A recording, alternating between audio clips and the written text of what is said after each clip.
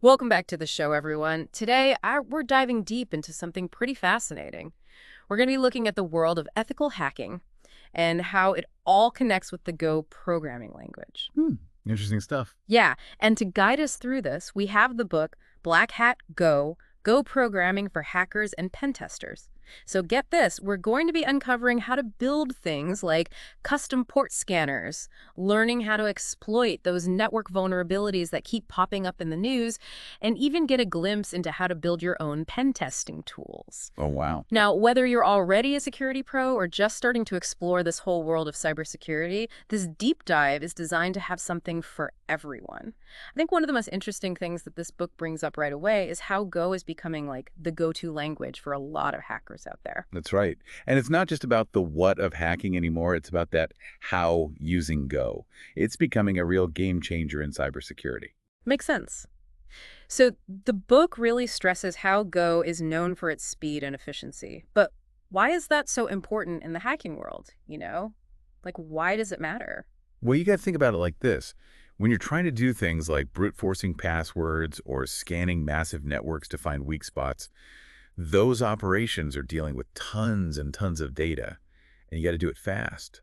That's where Go's efficiency comes in. It lets you build tools that can handle those big demanding tasks without, like, setting off any alarms. I see. So it's not just about getting the job done, it's about being quick and stealthy too. Exactly. Now, the book also talks a lot about concurrency as a huge advantage. Can you break that down a bit for us? What does that even mean in this context? So concurrency is all about Go's ability to juggle multiple tasks at the same time. And it does this using what are called Go routines. It's a game changer. Imagine a port scanner that can check tons of ports all at once, or a tool that can launch multiple attacks concurrently. That kind of multitasking power really speeds things up, making attacks much more effective. I get it. So it's like having a whole team of digital attackers working in parallel, each one going after a specific weak point. That's a great analogy. I also found it interesting that Ken Thompson, one of the people behind Go, was also involved in creating UNIX. Right. That connection is a big deal in the hacking community. It kind of adds to Go's street cred in a way. Yeah, for sure. There's this sort of historical lineage there that adds to Go's credibility in the hacking world. Now, even if someone listening isn't a programmer, understanding how hackers are using Go can be incredibly insightful, don't you think? Yeah, absolutely. Think of it like knowing your opponent's fighting style. If you understand what Go can do and how hackers are using it for malicious purposes, you can actually build better defenses to make it harder for those attackers to, break into your systems. That makes a lot of sense. It's all about being one step ahead. So let's say someone's listening to this and they're thinking, okay, I'm intrigued, I want to explore, go further. Black Hat Go actually lays it all out pretty simply, even if you're totally new to programming. The book gives clear instructions on setting up a Go development environment, which is a great place to start. Yeah, one of the first things you'll notice is how easy it is to get Go up and running. Their official website has everything you need, readily available for all the different operating systems. Downloading Go sounds pretty simple, but then there's the whole thing about choosing an IDE, that environment where you actually write and edit your code. The book dives into that as well, right? Oh, definitely. Black Hat Go discusses a bunch of popular options, things like VimGo, Atom with the Go Plus package, and also JetBrains Goland.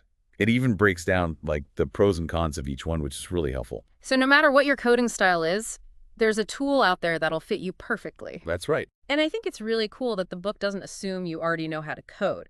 It takes you through that super simple Hello World program in Go, showing you how straightforward the syntax is. Yeah, that's a classic first step for any new programmer. But honestly, what I think is even more useful from a hacker's perspective is Go's cross-compiling capability. So you can write your code once, and then boom, you can create files that'll run on Windows, Linux, Mac OS, you name it. So that cross-compiling thing gives hackers a real edge. They write the code once, and then they can just deploy it across all these different platforms, making their tools much more versatile and, honestly, pretty dangerous. Now, let's get into some of the more hands-on hacking techniques. The book starts with TCP port scanning, which is like a super basic tactic used by both, the good guys and the bad guys. Yeah, port scanning is all about information gathering. It's like scouting out enemy territory before you launch an attack. Yeah. By scanning a system's ports, attackers can figure out potential entry points for their exploits. And as we were talking about earlier, Go's speed and efficiency make it the perfect tool for building high-performance port scanners. The book actually walks you through how to create your own custom TCP port scanner using Go's concurrent functions, or those goroutines we talked about, to scan multiple ports at the same time. That's where Go's concurrency really shines. Imagine an attacker trying to take down a whole network. They could use a Go-based port scanner to rapidly scan thousands of devices and ports really quickly, zeroing in on vulnerabilities that they can then exploit. So it's not just about seeing if a port is open or closed. It's about gathering intel that can be used to plan more sophisticated attacks. The book doesn't stop at port scanners, though. It also gets into building TCP proxies in Go, which, I mean, can be used for some pretty shady stuff. Yeah, think of proxies as like middlemen.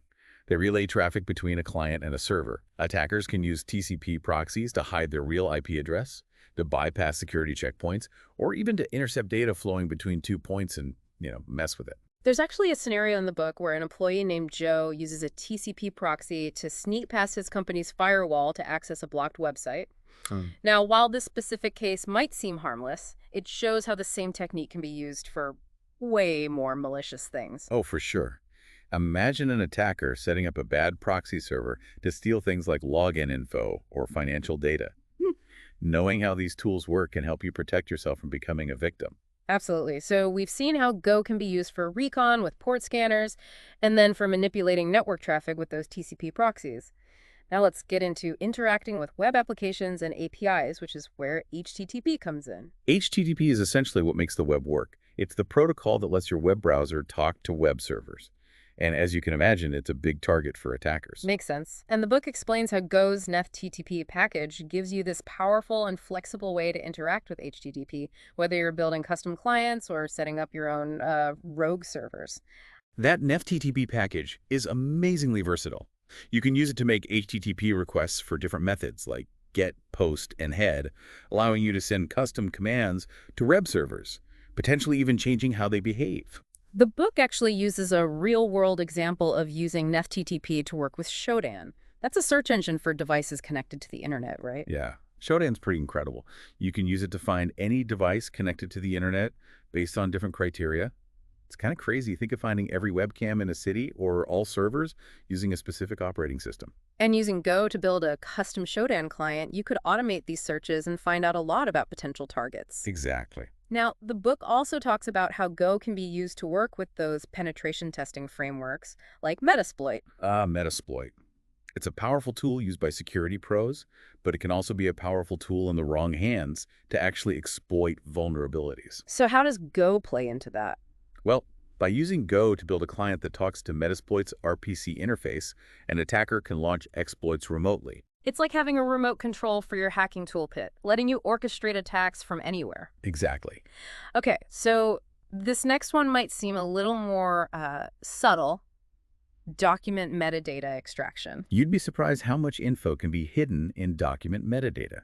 Things like author names when it was created, software versions, even GPS coordinates. And while that might seem like nothing, for someone trying to gather information about a target, it can be incredibly valuable. The book shows how to use Go to pull this metadata out of documents, even scraping search engine results and parsing the data to find hidden clues. Imagine someone targeting a specific company. They could use this to gather information about employees, their roles, the software they use, even where they are. Then use all that to launch really targeted attacks. So it's not just about what you see in a document, but also the hidden data that can reveal a lot about the person who made it, its history, all of that. And this brings us to a crucial part of hacking, data exfiltration. Yeah, data is what many attackers are after, and databases and file systems are prime targets.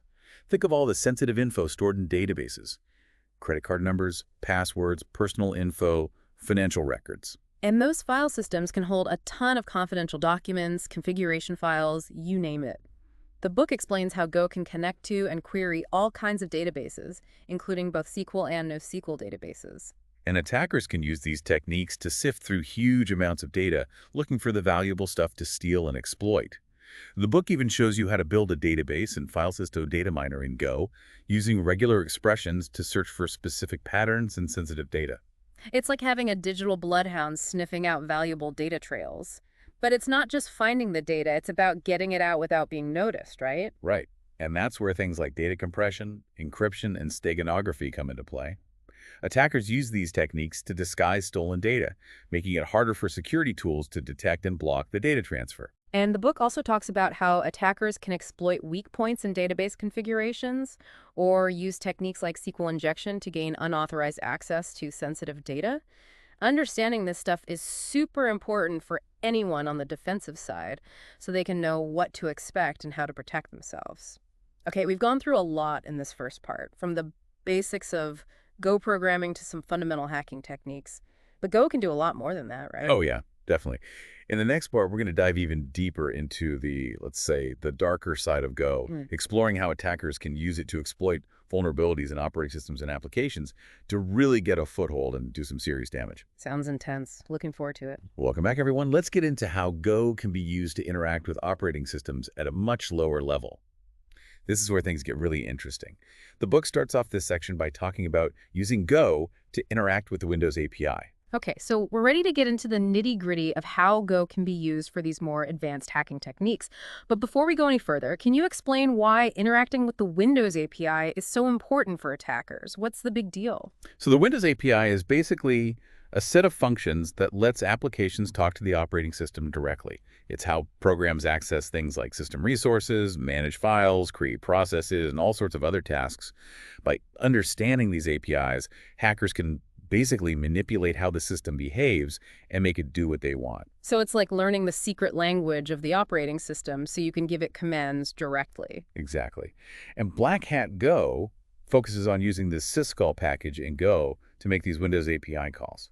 One really interesting example that the book covers is process injection. Process injection, that sounds pretty sneaky. What exactly does that involve? Okay, so imagine an attacker wants to run their malicious code on a target system.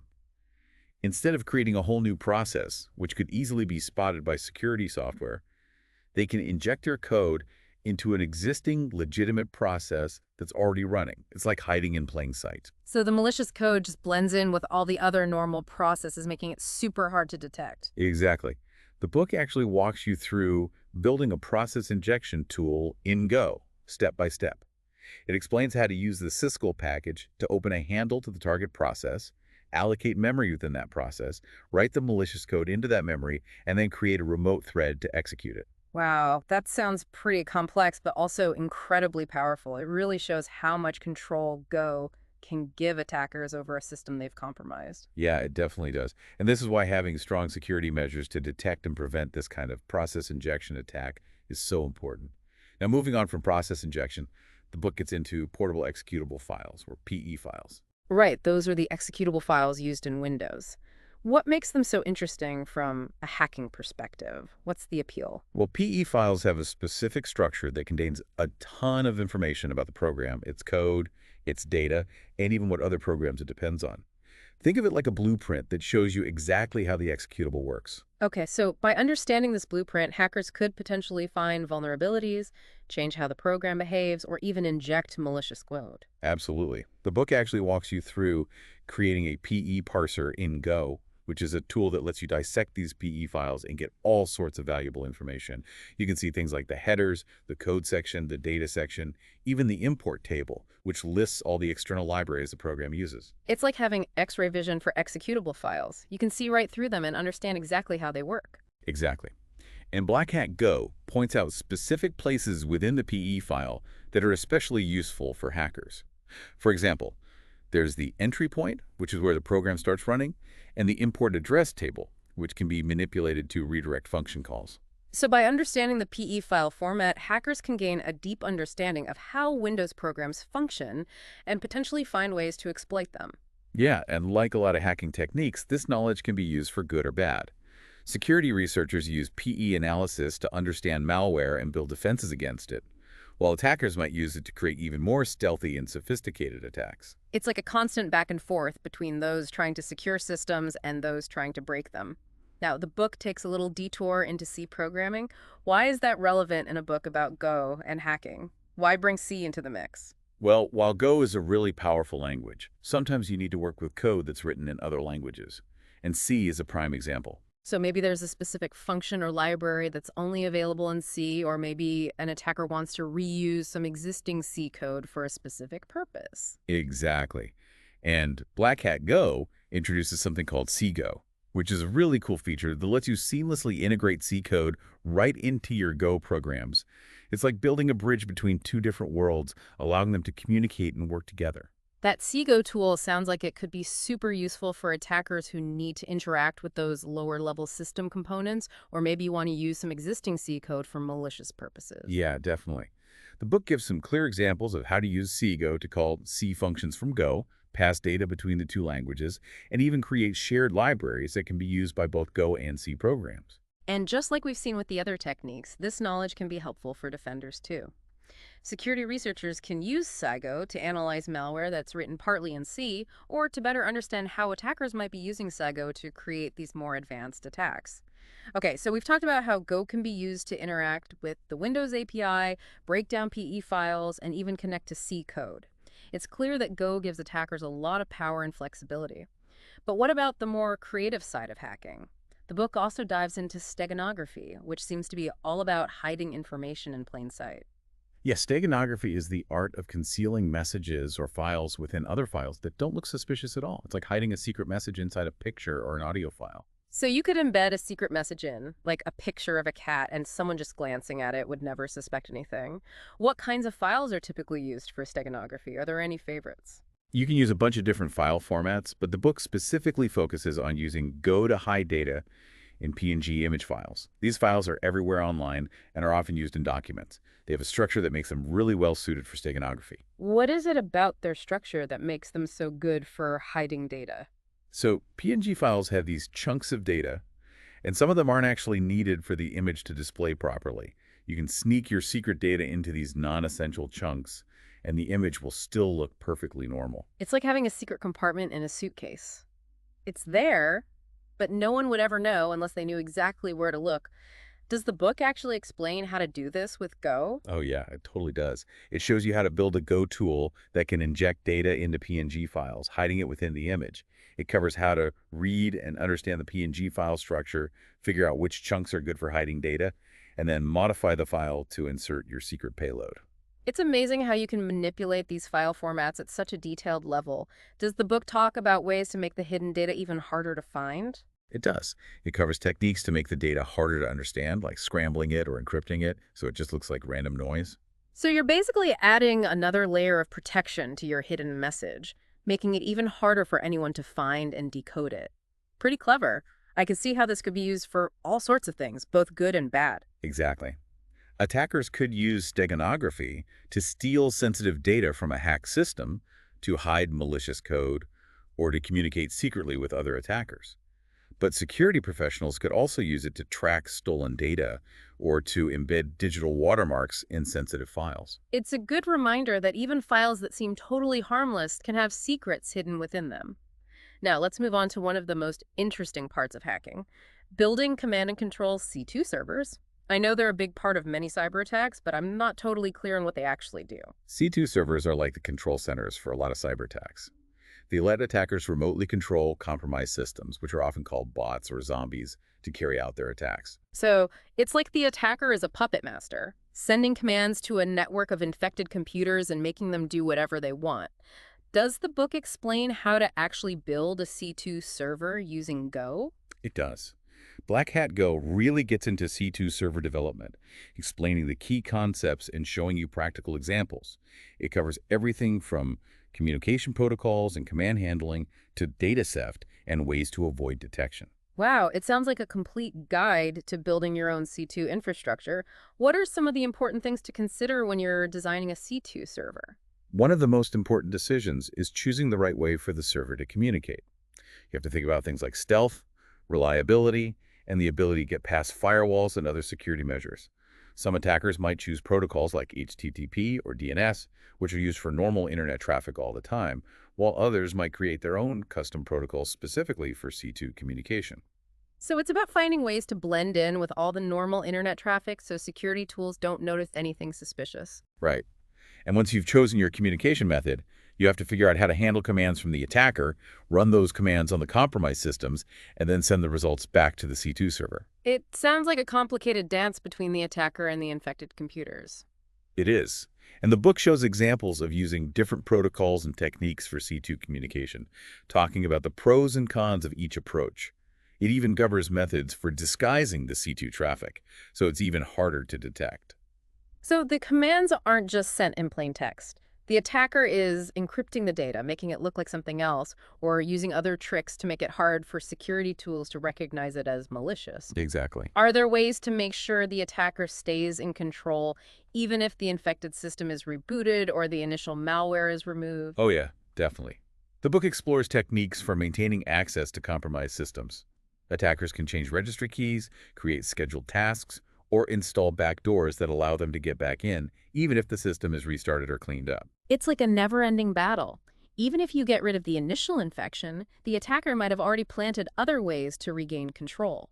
That's why it's so important to have strong security measures in place from the start to prevent infections. And if an attack does happen, you need to be able to detect it and respond quickly. Building a C2 server is obviously complex, and Black Hat Go does a good job of explaining the process.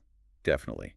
It's a great resource for security professionals who need to understand how C2 servers work, both for research and for figuring out how to defend against them. It's a constant arms race between attackers and defenders, with both sides trying to outsmart each other. That's a great way to put it. But before we move on, it's important to acknowledge the ethical considerations around these hacking techniques. Black Hat Go provides a lot of valuable information, but we have to remember that this knowledge can be used for good or for bad. Yeah, it's a double-edged sword.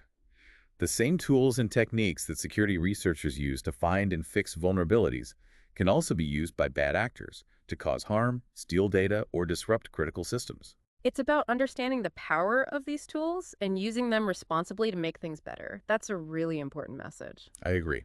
Now let's continue exploring Black Hat Go and see what other insights we can find. Welcome back, everyone. It's the final part of our deep dive into Black Hat Go.